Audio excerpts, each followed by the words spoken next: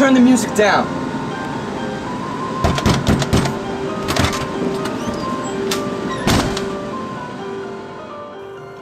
"97 buttons, June 20th. The day began with me tying a new button on the string. I'm nearing 100 and it excites me. I was told earlier that my weekly caretaker will be new this week. There is never much else to do. I read yesterday that Chopin once played his Minute Waltz in 15 seconds. I have enjoyed Chopin and feel related to his nature due to his tuberculosis. At 10, my new caretaker showed up. She noticed on my file that I did not like going outside. I tried to make a case about how I stayed in front of the windows plenty, but she wouldn't have it. Next I knew it, I was out. We visited a park. Button 97 was found there. I noticed a couple eating ice cream. It reminded me of Nero, and in turn, mandolins. Nero had his servants retrieve snow from the mountains and put fruit and nectar into it.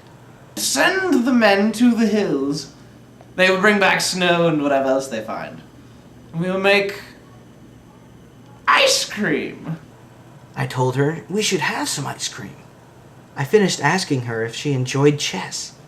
She did play, so we agreed we would come back next week for that reason. 99 buttons, July 18th. I have found 2 buttons within the last month, and I'm very close to 100. Old American stories mentioned girls used to tie buttons they found on a string. When they reached 100, their true love would appear, and I have been looking forward to any change at all. It is past 10 and we have gone to the park.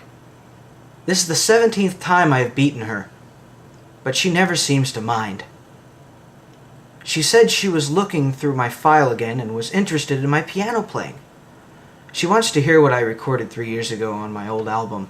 I notice she wears the same jacket every week.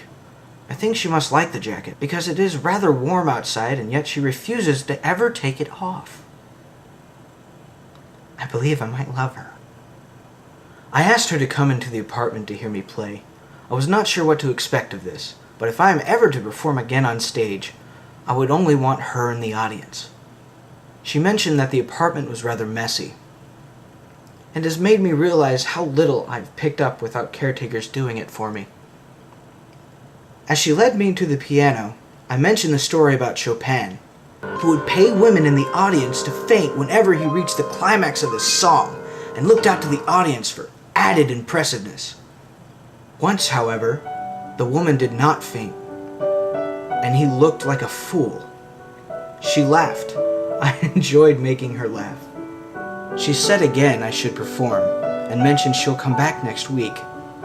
Then she mentioned that it would be her last week.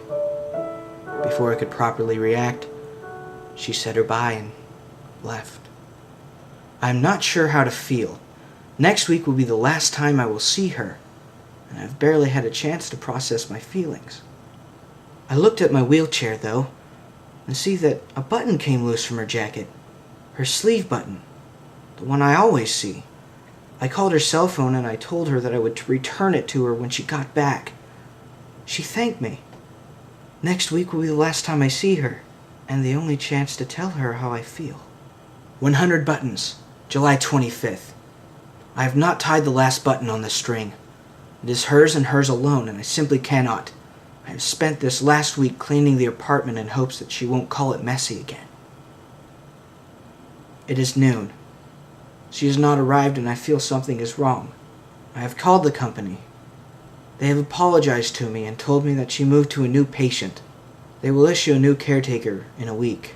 They asked if I needed immediate assistance. I need immediate assistance.